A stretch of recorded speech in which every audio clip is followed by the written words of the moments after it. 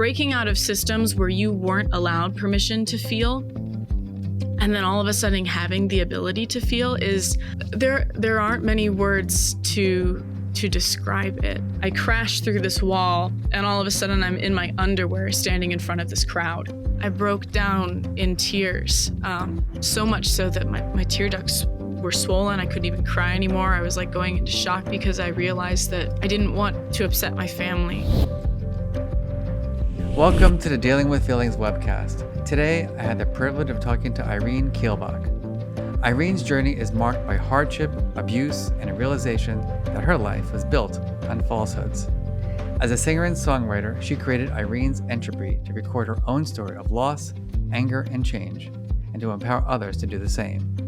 Irene's Entropy is a project to help people navigate their own journeys of self-discovery and healing. As she writes, "Today you live the life you make, so take it and be unafraid. To love yourself is brave." I just loved our conversation, and I know you will too. Please share your comments about the episode, and also subscribe to our channel so that you can learn more about how to deal with your feelings. Well, welcome, Irene. Thank you very much. Happy to be here. So we met actually through social media, I think. Am I right? Yes. Just from you learning about the work that I do, and then I got to learn more about your work. Andrew Huberman, you were on the Huberman podcast, which I'm a big fan of. I follow that pretty regularly. Uh-huh. And I asked my following on social media, right? I had put you on my story and said, I would love to talk to this man. Everything, all of your work has to do with the work that I'm doing as an artist. And I had no idea how many people would actually reach out to you, but hundreds of people went and commented and tagged at Irene's Entropy, at follow Irene's Entropy, speak to Irene's Entropy. And I was blown away by the support. And so thanks to my followers showing up, I had the opportunity to speak with you. Yeah, it's cool. This is the way things happen nowadays, right? Yeah. So, Irene, maybe just let's start off, checking in with our feelings, because that's what I'm all about. So today's a special day in the United States. It's election day that we're recording on. How are you feeling? Oh, I think right now I'm feeling very present, very in the moment, because we can't control the outcome of what happens today or how it dictates our futures. So feeling very present in the moment, controlling the things that I can control. Mm-hmm. One of which is voting. I hope everyone votes. Yes. Yeah. I was able to do it in advance, so that was cool for me. I thought we would just begin our time together getting people that are going to listen to this to know more about you. And so oftentimes I start off by asking people to describe their emotional development. And so that's a jump in for you, I know. So do you mind just giving us a little bit about your background in terms of what you learned about emotions growing up in your family and your household? Yep. And I'll describe it to everyone here the same way I told you in my email. My growing up, and I choose to not make this the focus of my story, but I grew up in a very conservative religious household, Mormonism to be exact, and was raised by parents who got married very young. 18, 19 years old. Neither of them had an education. Both of them came from previous family trauma backgrounds, generational trauma. I'm one of 5 siblings, so there was a lot of us in the household. And the way I explain my childhood is very much I was raised by a religion. My parents did not have the tools to raised me with emotional intelligence. They raised me the best way they knew how, which was for them giving their tools of parenthood and their authority over to a third party to raise the children. And even within that construct, because specifically my father had very extreme views within the church. Most of my thinking growing up was very black and white. I don't think I had much self-awareness. My self-awareness only went as far as the lens of viewing myself through the third-party organization. And so with that in mind, I started recognizing as a child that the only way I could really gain attention was by being the best Mormon girl that one could possibly be. And so I was kind of the weirdo religious kid. You know, I had pictures and posters in my locker. My New Year's resolution goals were different from other kids. It was read every single talk that every prophet and every apostle has ever put out, read the Book of Mormon this many times, read the Bible this many times. Always studious, always studying and highlighting everything, knowing every single piece of history. And that continued throughout my childhood. And I now look back and realize that there was also a lot of self-hatred in my childhood. I far exceeded expectations, I think, as far as, you know, I did go to public school. So I was class president my senior year. I was leader of the high school band. I was doing everything all the time.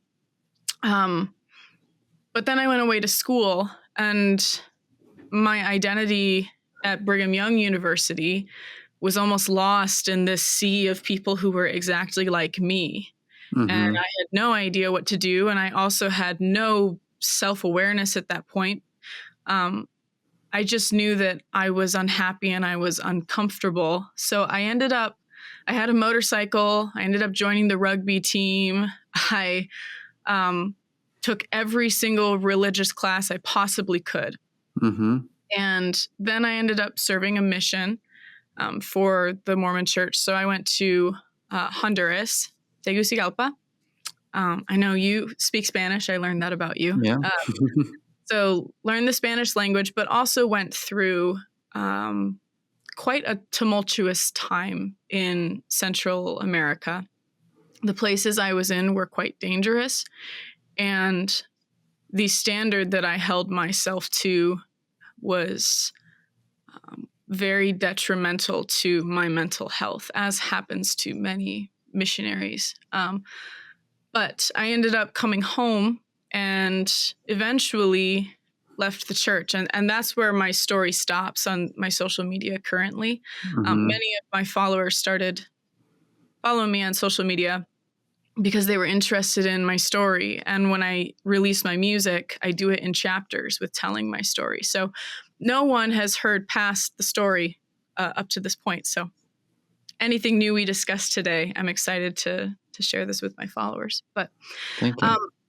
And then after that, I ended up leaving the church, and that's where I completely lost myself. And this is where I hold this to be a very serious conversation on social media. This is not about religion to me. Mm-hmm. I think that religion holds a beautiful place in many people's lives. This is about the idea of losing identity, losing yourself, and losing general awareness because you never had that connection with yourself. And I didn't have that in my previous life in Mormonism. So to anyone watching this, it's not about religion. This is about self-awareness, emotional awareness. Mm-hmm. But I completely lost myself. Everything crumbled. I lost my family. I lost my friends. I lost what I thought my future would be. I never had anything in my future other than I was going to get married very young. I was going to have as many kids as possible. I was never going to finish a degree. I had no intention of finishing or getting a degree. I wouldn't need to. And so there I was with no construct of a sense of self, no connection to any family or friends or anyone that I trusted, because my trust in my community only went so far as their connection to the faith. Mm-hmm. And it was very lonely. And from there, I started picking up pieces. I met who is now my husband. I call him the ecologist online because he is an ecologist by trade. That's his bachelor's degree. And his master's is in philosophy of ecology. And so I started picking up the pieces and met him. And then I started songwriting. And writing music was the only thing I think that slowed my mind down enough to start understanding my emotions. Mm. And so I started writing my story through the name of Irene. I wasn't born with the name Irene. That's another piece of my story. Irene was a name given to me in the Mormon temple ceremony, and it was supposed to remain a secret for the rest of my life. And I chose that as my alias as I was writing my music, because it seemed powerful to take an identity that I was going to keep a secret my whole life, that to me now it represented subservience and obedience. And to suddenly speak through a name that was supposed to be kept a secret, I thought it represented such great symbolism to me. So, and after 2 or 3 years of writing music and working on myself, because I had completely deleted my social media, changed my phone number, ghosted the world, like just disappeared. And so I reemerged on the internet as Irene's Entropy. At that point, I was going to school to get my engineering degree. And so I was learning, about physics and math and things I never thought I would study. I'm also a huge advocate for education and women's education, especially in the STEM world, because I never thought I was smart enough to do anything with math. But that aside, I emerged as Irene's Entropy, the idea of this disordered chaos and energy suddenly finding its way, me, Irene, finding my way through this chaos. And it started to grow on social media. I started telling my story. I started releasing my music, and people related. So many people that don't just come from religious trauma, but people that suffer with addictions or generational trauma in their family, or people raising kids and they don't want to mess up their relationship with their children. And it just grew and grew. And now it's a very strong platform. And we're about halfway through the original chapter of my original album, Irene's Entropy, that tells Awesome. my story. So yeah, that's Thank me. You for sharing that. Well, that's like a complicated, right, story that was condensed into like 5 minutes. And so I wish you could share a little bit more about the identity piece, because that seems to be a theme in your work. Lost identity, stolen identity, not having been taught self-awareness or any skills. What does that mean to you in terms of, your upbringing, not having clarity around your identity? I think identity, we've come to use identity in a couple of different ways in today's day and age on social media. But to me, identity is the idea that you can always learn and change. Identity is the idea that you don't have to fit into one category. And I grew up with this very black and white mentality. And when that particular identity did not work out for me, my world shattered. And I was left in the rubble of my own cognition. Like it did not seem as though there was a path forward. And so my work with identity now and talking to people about identity is the hope that others can recognize that no matter what circumstances they're in, you can always learn and change, and your identity can change with you, and it should change with you. like it's a natural process of life for things to change, and that it's a beautiful, good thing that we should be participating in. So say more a little bit about if you don't mind, I'd like to go a little deeper into, what kind of experiences you had growing up and then you had some epiphanies that wasn't for you, and then you left that, but then that crumbled you say that kind of made you crumble.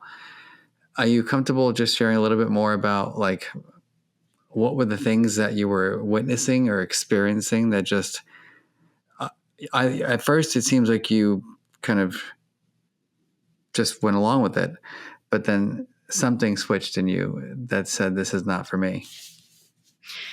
Yeah.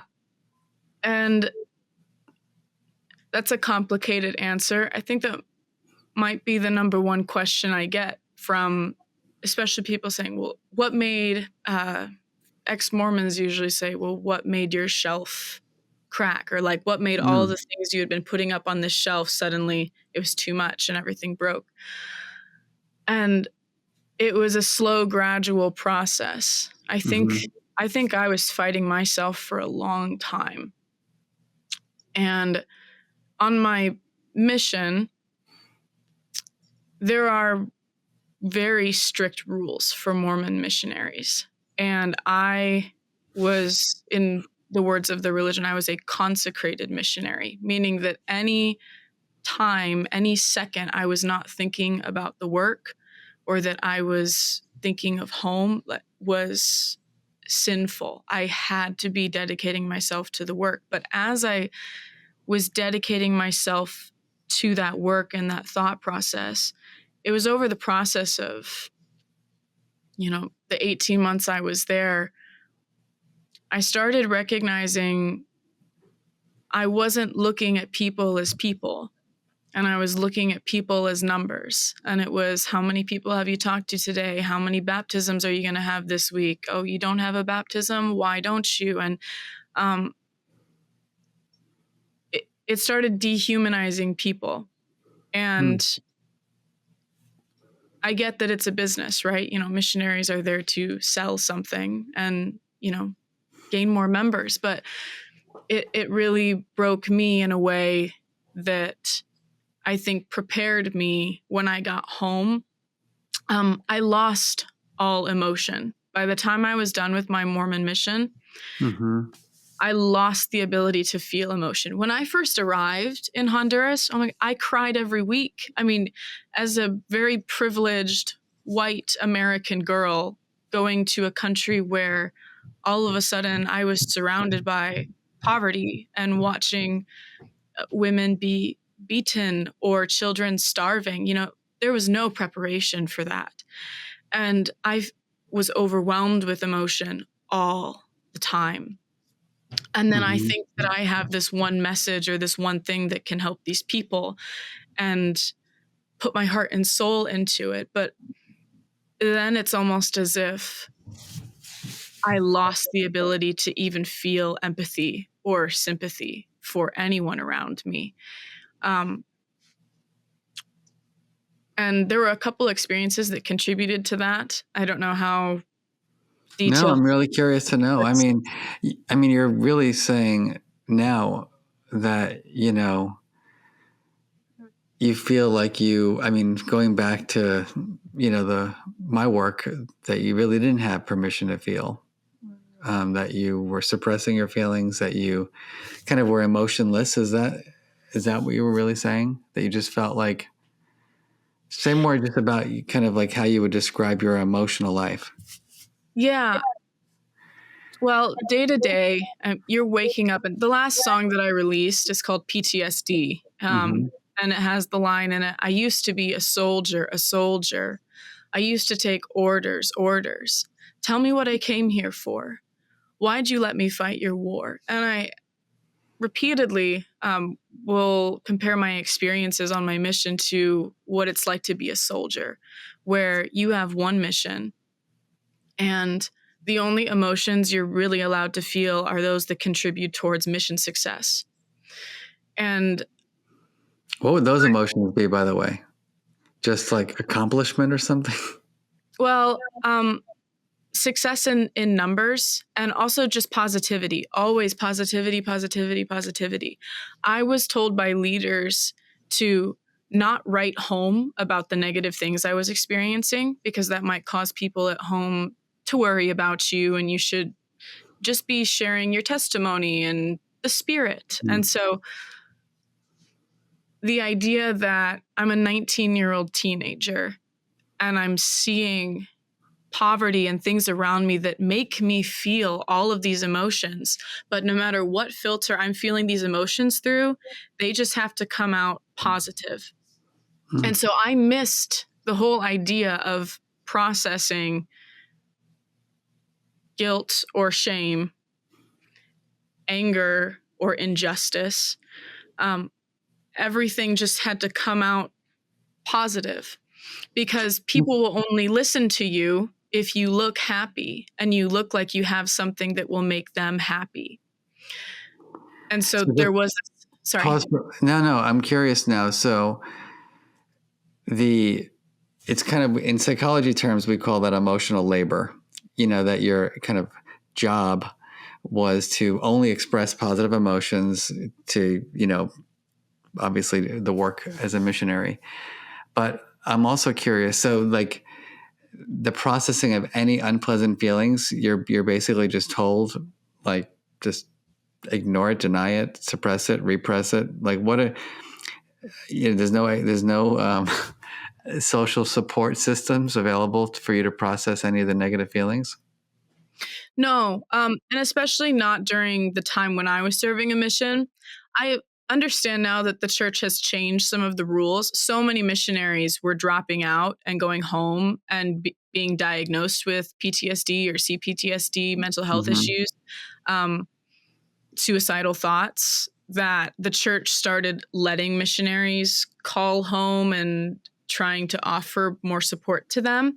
I don't know much about that now. I can only speak to my experience, but no, there was no support. Literally myself and my companion in an area, and there's no contact with the outside world. I couldn't call home. I couldn't talk to my family. The thought would have never crossed my mind to ever talk to a therapist or someone for emotional support. And we held weekly meetings where it's yourself, this teenager, and my leaders, who were other 18, 19-year-old boys. And so every week there's some lesson that's usually just morale of keep it up, knock more doors, just be more faithful, be more faithful. I mean, that's the constant message you're receiving. But I experienced more self-hatred and more shame and guilt on my mission than any other time in my life, which is the opposite of what I was supposed to be showing everyone. So there was a huge conflict in my emotions. And what about I'm sorry, what about within then, like, I mean, you're only 19, and so the other 19, 18-year-olds, no kind of authentic, is everybody just putting on the act, or is there any kind of moment where you're being authentic, and sharing, like, or do you just feel like you can't even do that with them? My honest statement now is that no, it's so hard to describe. It's almost like Lord of the Flies. In Lord of the Flies meets what's that movie with Jim Carrey where he's living in a fake movie? I don't know the name of it, but I know what you're talking about. He's living in a TV show and he doesn't know that he's living in a TV show, right? And everyone's so happy all around him. It's like teenagers, Lord of the Flies meets that movie. Because everything starts with the idea that you're just there to serve, and it's beautiful and wonderful, and you're fulfilling your calling, you're making people happy by baptizing them, but eventually you're with a bunch of emotionally repressed teenagers that aren't Mm-hmm. supposed to think about feelings of, especially being romantic. Don't ever think about sex. Don't think about home. Just think about the work. And especially if you're a consecrated missionary, you think of nothing else but the work. Say more about what that means to be a consecrated missionary. I'm not sure I know what that means. Oh, okay. So there's a talk called The Consecrated Missionary that I was given early on at my mission, which basically just means you consecrate or you give all of your time, talents, money, your mind over to something. In this case, it would be the Lord, therefore the Mormon Church. And so every moment, every waking moment must be given as a sacrifice, almost like the altar of sacrifice would be the verbiage. So you're never thinking about yourself. And I think that right there, I'm finding things as I'm talking to you. Wow. I never was ever to think about myself, only about how I could be a tool used for spreading this message. And so, quite literally, I never had the opportunity to self-reflect or permission to feel my emotions. And likewise, neither did any of the other teenagers. But it becomes, how many numbers people have, how many people have you baptized? Oh, what position are you in of leadership? Because there's this system where, especially for the young men, women couldn't hold any leadership position higher than one position, but there's ranks for the boys. And so it becomes this almost power struggle and this constant judgment of who's a better missionary and how faithful are you? I heard they broke the rules. They're demoted from senior companion because they broke this rule. And so it's a world that's hard to describe. If somebody could get a TV show, a realistic TV show on the emotions and the experiences of missionaries, it would be interesting. So here you are now. How old are you now, if you don't mind me asking? So 19, and then I turned 20 in the mission. Now. I'm saying now. Oh, now I'm 27, turning 28 very soon. So that's about 9 years ago, which is not that long ago. And you've since had a complete turnaround, right? You're married, you are living a new life, you're a musician, you're a writer, you're an influencer. And now you have feelings all of a sudden. So what is it like to feel?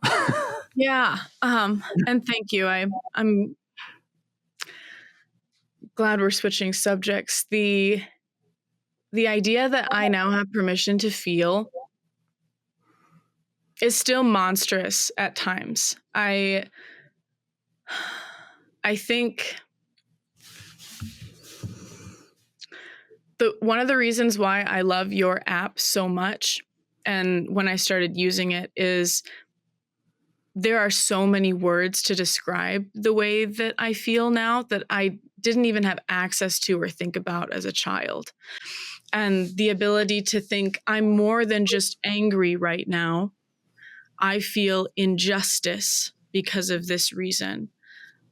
Or I don't just feel ashamed or guilt. Digging into the reasons why I feel the way I feel is still so new and beautiful to me, which is, I think, perhaps why I was so excited to read your book and talk to you about your work, because not only am I experiencing this, but many of my followers are experiencing this for the first time. Breaking out of systems where you weren't allowed permission to feel, and then all of a sudden having the ability to feel is, there aren't many words to describe it. And so I would say it's a challenge. I navigate it every single day. I use that term a lot. I'm navigating my mental landscape the same way you would navigate a wilderness landscape, because it's truly a journey. So tell me about the journey. Like, what are you learning about yourself? And how are you using your kind of new found language of emotion to inform your work? Yeah. So for me, a lot of that is through my creativity, and my songwriting. I loved in the book you had. Sorry, I took a couple notes, but Sure. you put that emotions rule the whole creative process. Your friend said that it sparks the fire of the engine of creativity. I loved that because Mm-hmm. it's so true. I always feel like I was a creative person, but because I didn't have permission to feel or understand the breadth of my emotions, I never unlocked true creativity. And so for me now, as an artist who is not just songwriting, but visually creating these videos along with my work, Mm-hmm. it's I have multiple levels of creativity that I've unlocked that I didn't even know were possible. So it started for me as the idea of if I can narrate my story as a character with symbolism, what would that look like? And so it starts in my music video series as me as this girl in high school that suddenly realizes that these pills that she's been taking every morning are not what she thinks that they are. She opens up the cabinet and discovers the truth of what her parents have been giving her every morning. And so then she flees her home. I flee my home. I'm talking in third person now. Mm-hmm. And then I find this door, this red door that transports me to a new landscape. We actually filmed it out in the Salt Flats. It was an incredible experience, being back out west and filming something that was far different than my first time being out west at BYU. So the idea that I set up this world where I navigate my mental landscape, discovering different lessons and different emotions for the first time. You watch me fight my demons in this song, Gaslight Me. And the idea that you can't see the faces of these demons, but they represent my fears, my anger, my shame, and my guilt. My past also has a lot of things like sexual abuse or emotional abuse on different levels. And so when I first started writing the series, I thought that these demons represented my father or my mother or my sexual abuser. And then as I went on writing, I don't know if I'll ever be able to convince the world that it's almost as if for each song I wrote, I wasn't writing about what happened to me. I wrote about something that happened literally a year later every time. It's like I was prophesying my own future as I just kept going and going and discovering my emotions. And so anyways, I ripped through this wall, and then there's this song Speak where I'm on stage and I discover anger for the first time. Mm-hmm. The idea that for the first time in my life, it's very symbolic. So I crash through this wall and all of a sudden I'm in my underwear standing in front of this crowd. I mean, that's your worst nightmare, right? To be naked or in your underwear in front of a crowd. And instead of being scared, for the first time, I take the microphone and I choose to speak. And the line in that song says, "Silence is violence for those that can't speak, and so I will speak." I cried when I wrote that. I yelled it with rage. And writing PTSD, the song after that, vividly, I remember I was trying to feel anger for the first time in my life. And I suppose I had felt it before, but more in the form of injustice. I really think I only felt anger when someone was attacking the church because the church was my identity. And then I would stick up for the church or defend my own identity.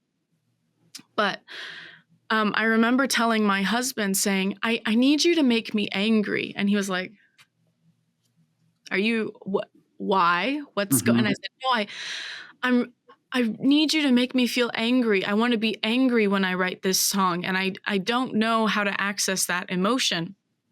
And so I remember him testing the waters with me a bit. And then eventually it like opened up this whole can of worms. And I remember he was gone at work and I was furiously writing. And PTSD was written during that time frame. Some of the lyrics, you know what it took me to get here? I don't think you do. When old love is used as a weapon, it's hard to cut through. And it goes on. I used to think love and hate were separate things, but put the circle in place, it turns out they're the same. Just change your perspective and flip your direction. I was realizing that all of these things that I used to love, I now hated. And I started to explore that circle of how could these strong emotions suddenly be flipped and turned to the opposite end of the spectrum. And I'm probably speaking way too much, way too fast right now. I mean, it's all very interesting. And, as you know from reading my book, I also endured sexual abuse as a kid.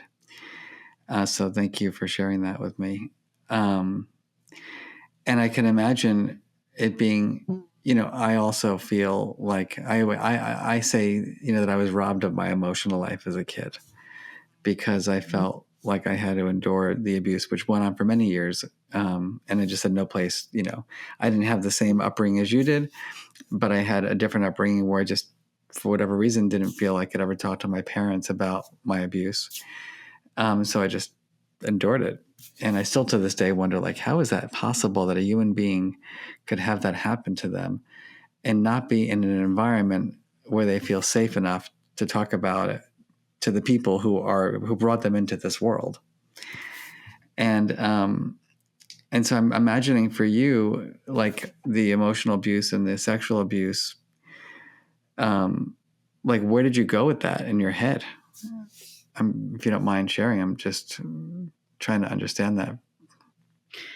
Yeah, a lot of it first turned inward on myself.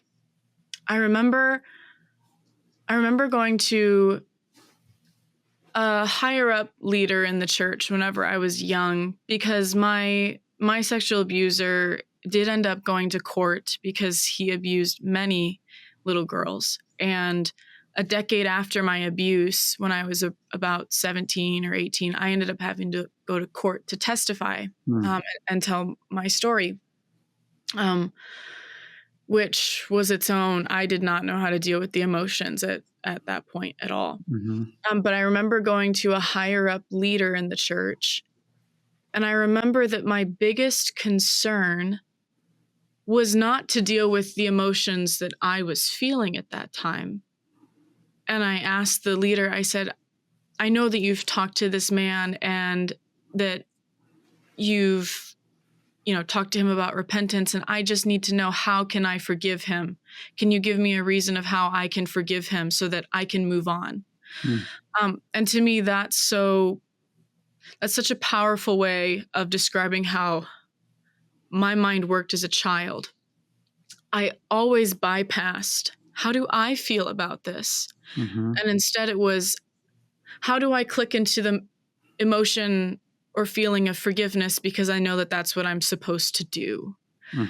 And never even processed what I had felt. And this leader, by the way, did end up telling me, like, I feel like he's trying to repent. So yes, you can know in your heart that, you can forgive and move on.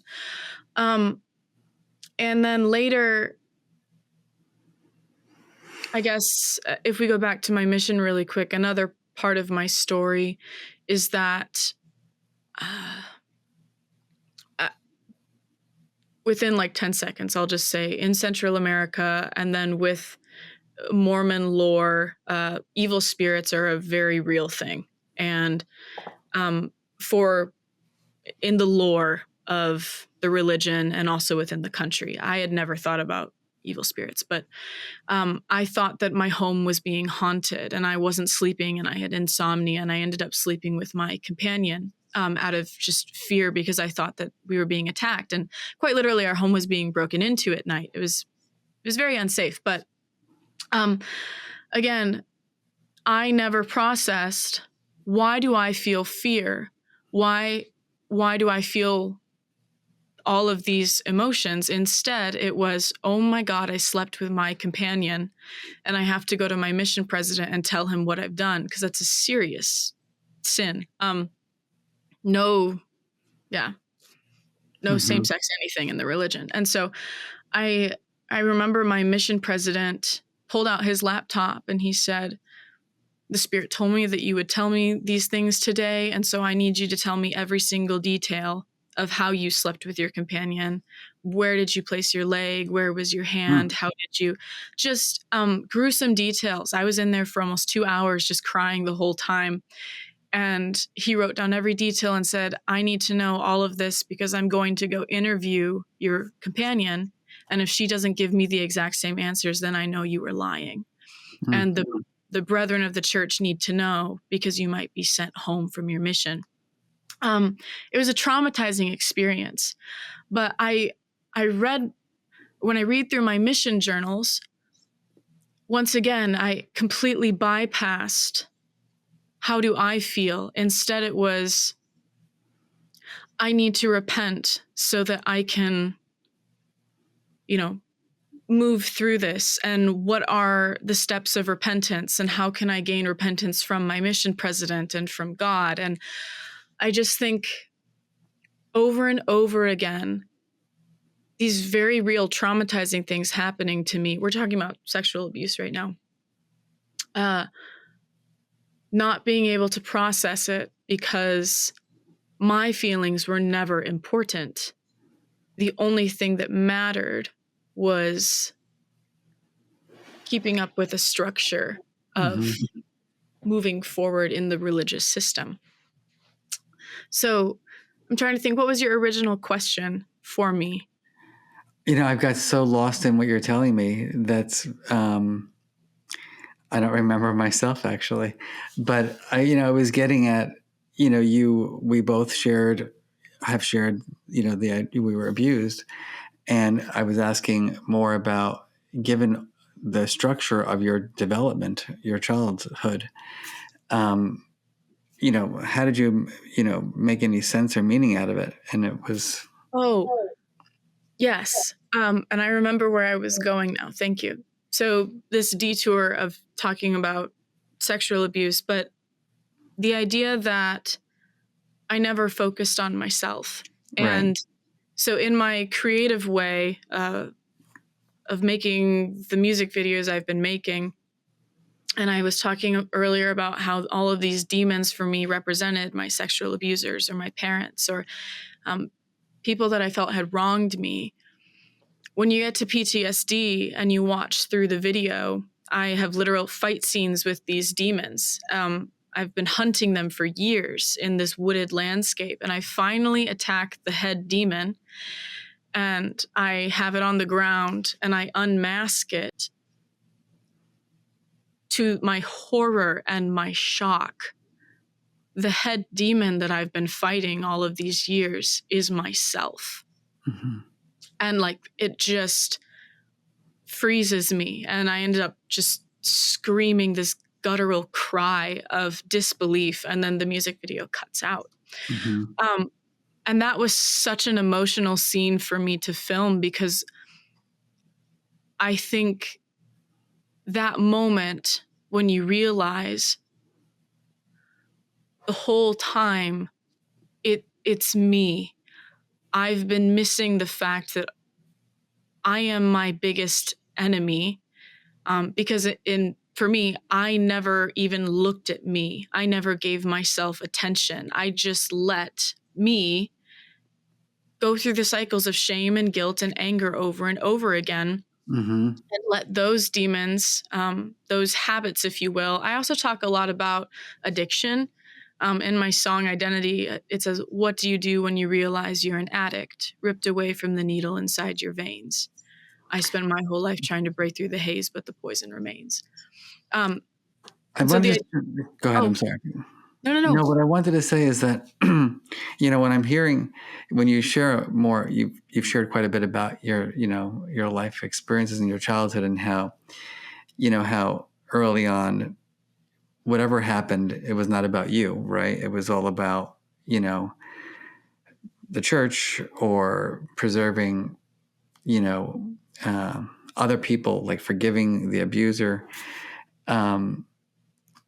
And what I'm hearing I'm hearing something different now, which is, when you're talking about your music and that what you revealed, was that the demon is you.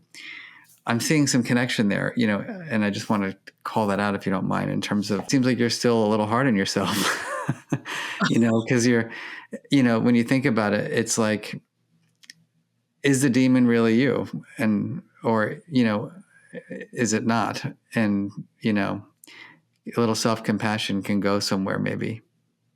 And, Yeah, I think that's beautiful. Call me out all day long. I think that the idea of discovering that I am my own worst enemy really links to the fact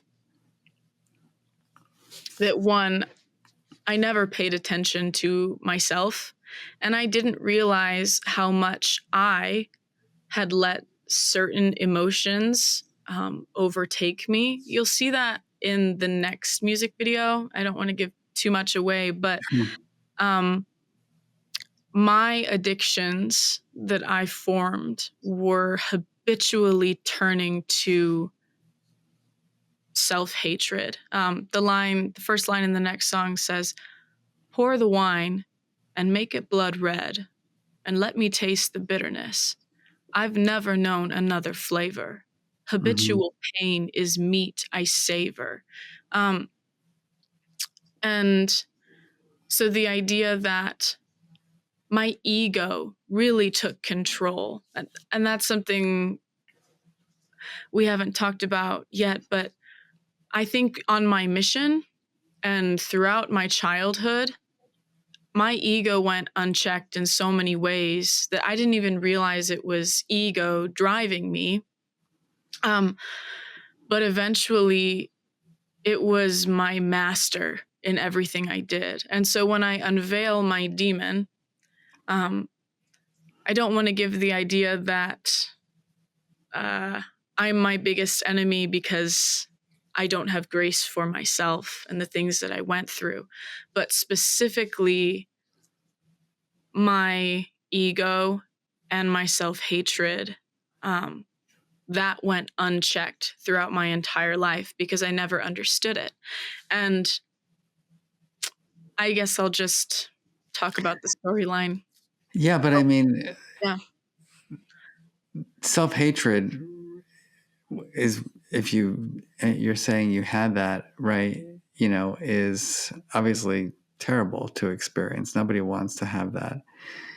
I'm just hearing, like the, I don't know. I want to call it like giving yourself some grace in terms of everything that you've gone through. And then, you're trying to do great things in the world for yourself and for other people. But then at some point you come back and, and see that you yourself are getting in your own way. And like, yes, we all get in our own ways, but, you're on a major learning curve in terms of, giving yourself not only permission to feel, but permission to learn how to deal with all those feelings you're having. Yeah. And so I'm curious, given your newfound emotional awareness, you're building I mean, in many ways, you're a new kind of missionary, right? Different form. Yes. Um, uh, so what are your strategies? Like, how do you deal with the complexities that, how do you deal with the complexities that you now experience in this new world of Irene? I think To best answer this question, I will finish the story, and this is me as an artist fighting with me as a self that's on here, of Sure. giving away some of my artistry of what I'm going to let out in the future. But if my followers are here watching up to this point, then they deserve it. They can get some Easter eggs. So how do I deal with it now? Taking the idea of unmasking myself as my own worst enemy. A couple songs later, I end up in this song called Sip Tea with Demons. The premise is that I've been to war with myself, and have hated myself. I've been controlled by my ego. And at the very end, the second to last song in the album, I end up sitting at a table with all of my demons at peace. And the idea is you're there sipping tea with your demons. And it's a casual conversation. It's understanding why. Why do you feel the way you feel?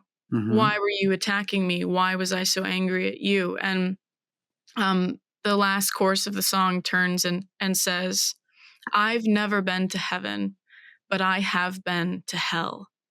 I've sipped tea with my demons, learned lessons and reasons, and I left with stories to tell, because I found me in hell. And so I would say that being the end of the storyline, that's what I do now. The idea of sitting and sipping tea with my demons, or now my emotions, and calmly understanding why do I feel the way I feel, rather than constantly fighting. I think a bunch of my identity of my childhood into early adulthood was that I was always ready for a fight, always. And letting go. Before I say this, did you have something to say? No, I'm listening, please. Oh, okay. The idea of being able to let go and see calmly and clearly. There's one other line in that song that I'm talking about that says, some people get lost chasing ghosts in their thoughts, in the walls that they've built in their mind. You can't heal what you can't find. And I feel that for much of my life, I got lost. I got in my own way repeatedly, chasing ghosts or chasing demons or fighting them in the woods, all of these things I've described to you up to this point. But the idea that you need to be okay with letting some things go, and the idea that you can't heal what you can't find, what you're not willing to sit down with and sip tea with and understand and have compassion for, you'll never be able to heal something that you can't find within yourself. And so that's the fullness of where I've arrived Beautiful. at. It's beautiful. It's also, you're showing me that you're using creativity to heal. And I think creativity is an amazing thing. And one of the things I say about emotion regulation is that it is a creative process. It's it's bringing in divergent thinking. It's the things that you've written are amazing reappraisals and reframes of difficult experiences, and also just radical acceptance too.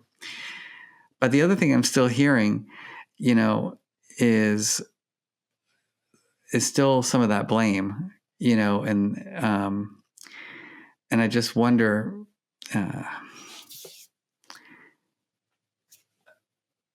from my perspective as a psychologist, right? Every child is entitled to a safe, healthy development, right? We should create the conditions for children to grow up, with great safety, and the ability to thrive. And sounds from your story, that was kind of taken away from you a lot. And so, again, I just want to say that I think it's beautiful how you have taken a pretty crazy childhood and early adulthood and just, flipped it around and, are sublimating it in technical terms into music and art and creativity. I think it's beautiful and important. And knowing that I fully recognize that my journey just started. Like, I mean, I got home from my mission in March of 2018. So, 6 years ago, really. Mm-hmm. With a And pandemic in the middle. with the pandemic and really things in my story get pretty crazy after that. But that's part of what I think draws so many people to watching my story, is because I've dedicated myself to the idea that truth is authenticity. I used to think that truth was very much black and white, but I think truth is self-awareness and truth is authenticity, and knowing to admit when your perspective changes. And so Irene's Entropy has so many people following it online, because as I'm telling my story and sharing my perspective, people almost feel as if they're healing with me, Mm-hmm. because I'm constantly still discovering things about myself. Like, I will take what you have said to me today. I will probably go write a song. um, but the idea that there's so many people out there that desperately want, just this morning, actually, I had a girl that messaged me on social media, and she said, I've been watching your story for a long time and I've never known what to say or how to say it, but I love the way that you've been telling your story. I watch it like a series, and it's made me self-reflective, and I've had an addiction to fentanyl. And at first I thought, it was just this coping mechanism, but now it's a real addiction and I don't know how to tell anyone around me. And she said, I have a plan to get into rehab. It's so expensive, but I'm just so scared that I won't follow through with my plan. Mm-hmm. What can I do? And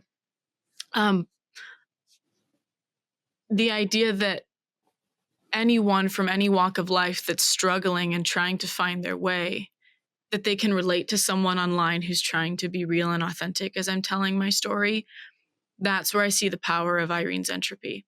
Mm-hmm. And also giving people self-belief. I think that belief is one of the most powerful things in this world. It's conquered countries, and religion only has power because people believe in it. Political figures only have power because you believe in them. But we only have power when we believe in ourselves. And I gave that power away my entire life. I bypassed it, right? So the idea of showing others how I'm actively learning how to believe in myself, because I still struggle with it a lot, many times.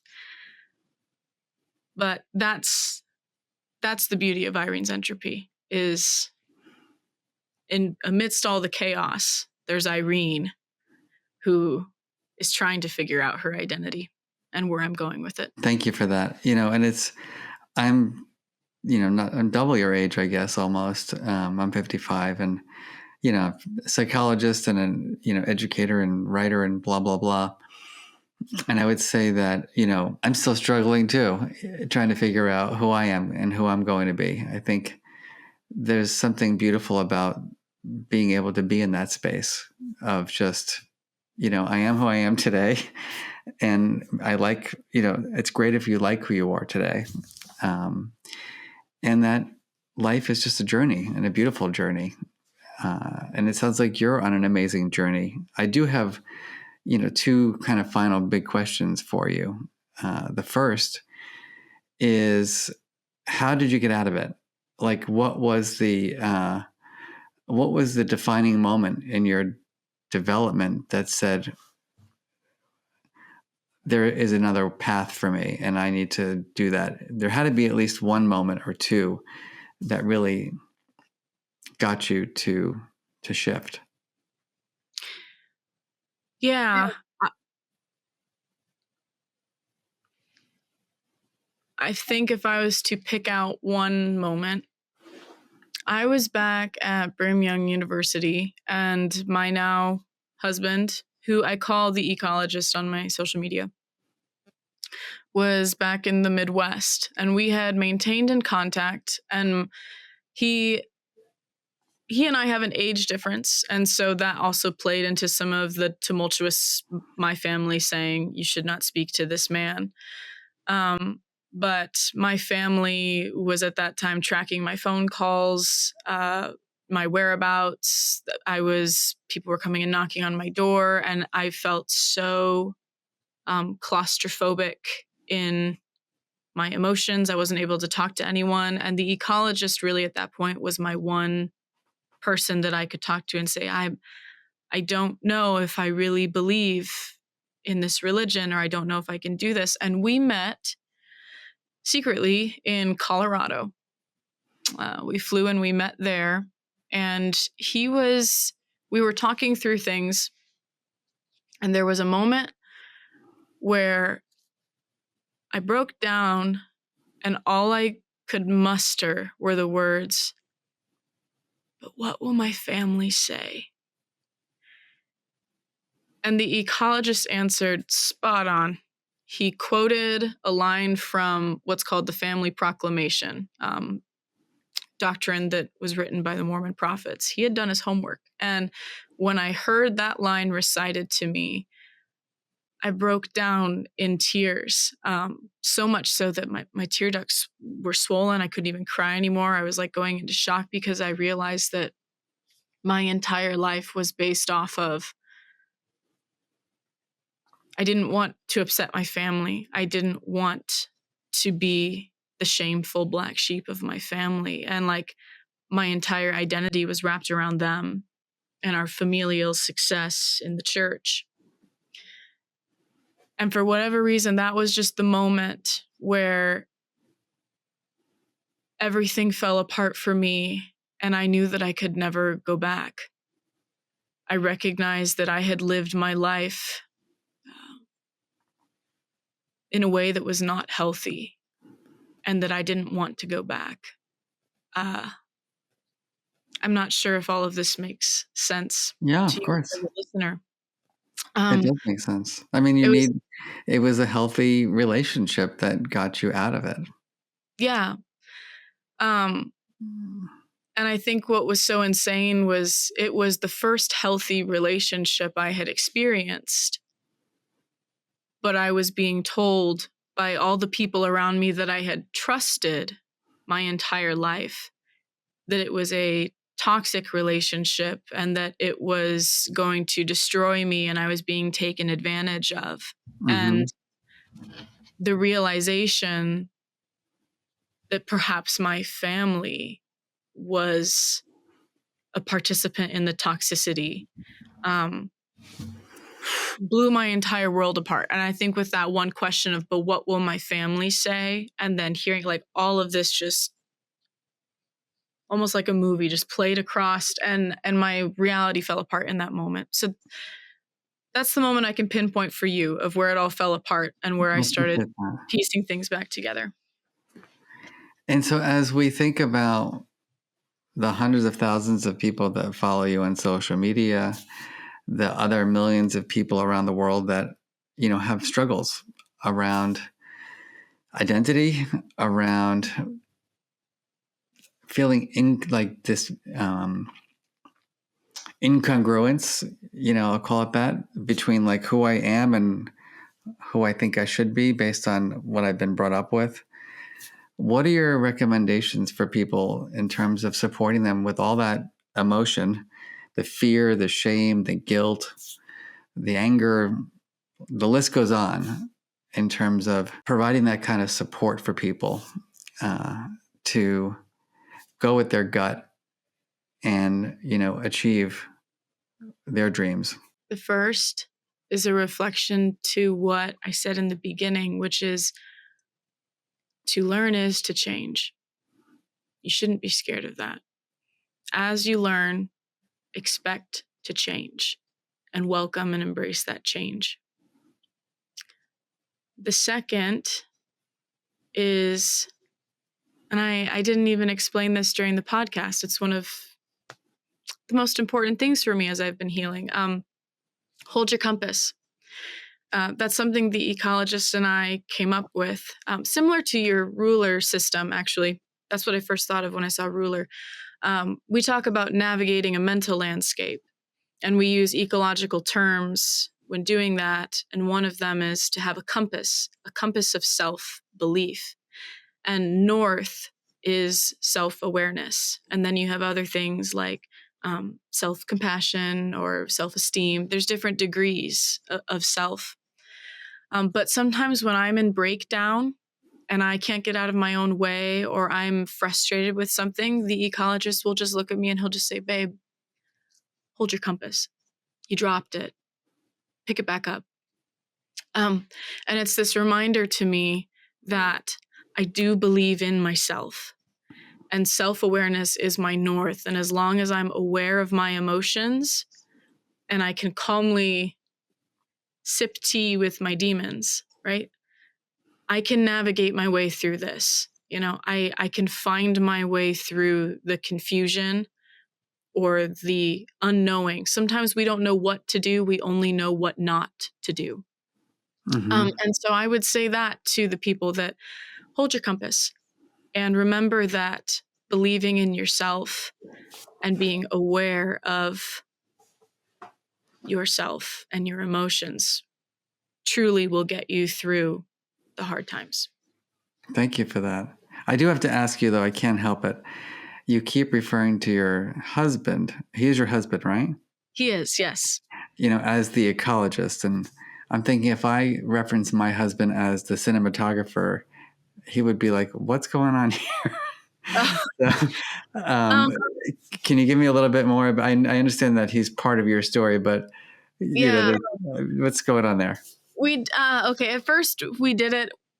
When I first told my story, it was just to keep names out of the internet because I wasn't born with the name Irene, mm-hmm. and I still had my previous legal name, mm-hmm. and I didn't want his name up there and he didn't want his name. And because there was real hatred. I had real threats from Mormons of mm-hmm. threatening my safety at first when I started talking about my story.